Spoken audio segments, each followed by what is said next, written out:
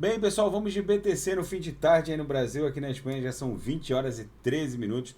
No Brasil, 16 e 13. A BTC segue acumulando muito forte.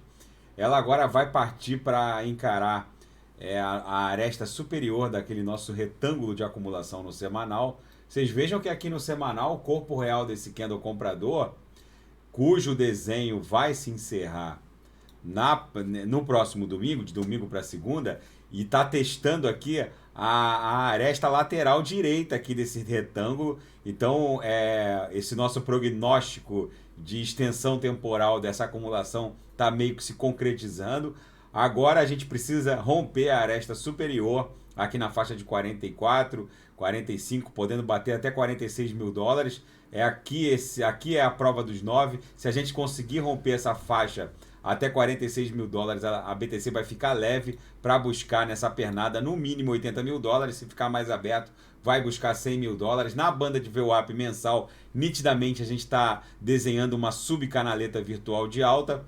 À medida que a gente vai se aproximando da faixa de 44 mil dólares, a gente vai sentindo o peso de algumas realizações, e é por isso que a BTC está tão volátil.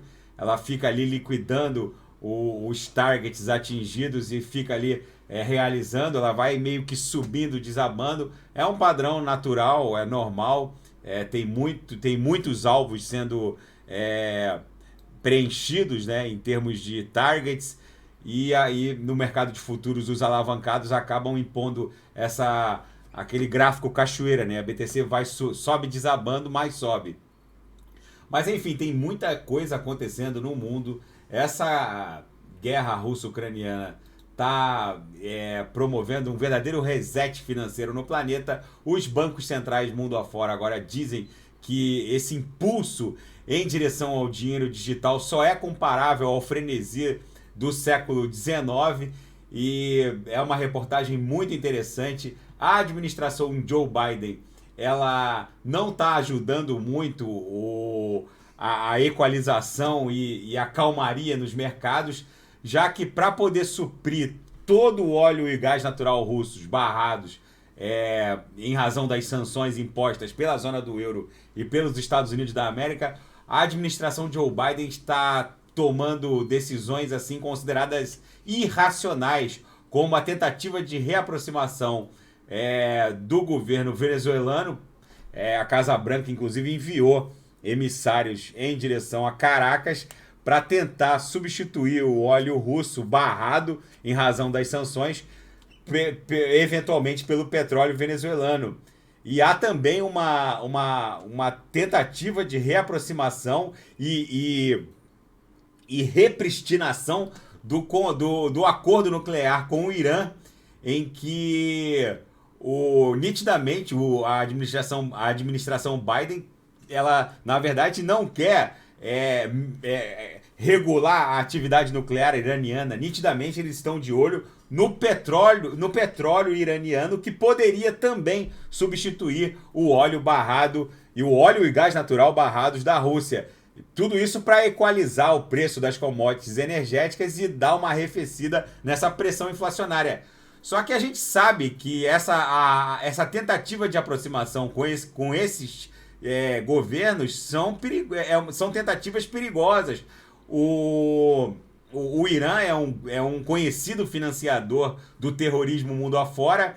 A Venezuela é um outro narco-regime muito complicado. Então, analistas geopolíticos estão vislumbrando toda essa atividade tresloucada da administração Joe Biden como uma administração que vai custar muito cara no futuro. Todas essas decisões de reaproximação de regimes totalitários e que acabam num segundo momento causando mais danos à estabilidade geopolítica, tudo isso está sendo sopesado, por isso que está tudo muito nervoso. E não é à toa que ativos como a BTC, por exemplo, são tratadas agora como refúgio, até pela Bloomberg.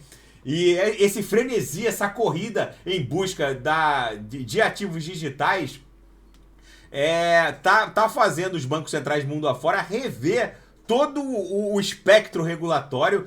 as DeFis agora, elas vivem verdadeiros recordes sucessivos em termos de valores bloqueados. Eu estou aqui nesse site que faz o raio-x de todo mundo DeFi on-chain em tempo real.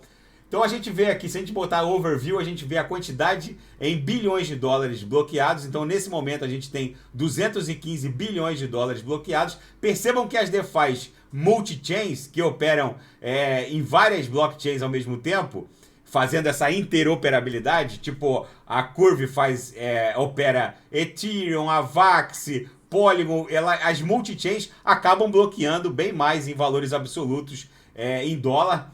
Mas é muito interessante essa visão de raio-x, porque a gente vê a quantidade de dinheiro que vai migrando para o mundo das Decentralized Finance e de forma exponencial. Se a gente olhar a atividade nas chains, nas blockchains, a gente percebe que a Ethereum ainda domina essa cor magenta aqui, meio marrom. A ETH, a rede Ethereum, ainda domina, tem mais de 55% da atividade em rede no mundo das DeFis. Agora percebam que ainda até 2020, vamos botar aqui, ó, até dezembro de 2020, a atividade on-chain, né, dentro das DeFis era monopolizada em termos de 96% pela Ethereum. E tão logo outras blockchains com outras tecnologias em termos de escalabilidade foram surgindo, principalmente a Binance Smart Chain, vocês vejam que esse domínio da Ethereum foi caindo bruscamente e agora a gente está presenciando essa queda na dominação das transações on-chains da Ethereum. Agora a ETH só tem 55% da atividade de DeFi nas redes.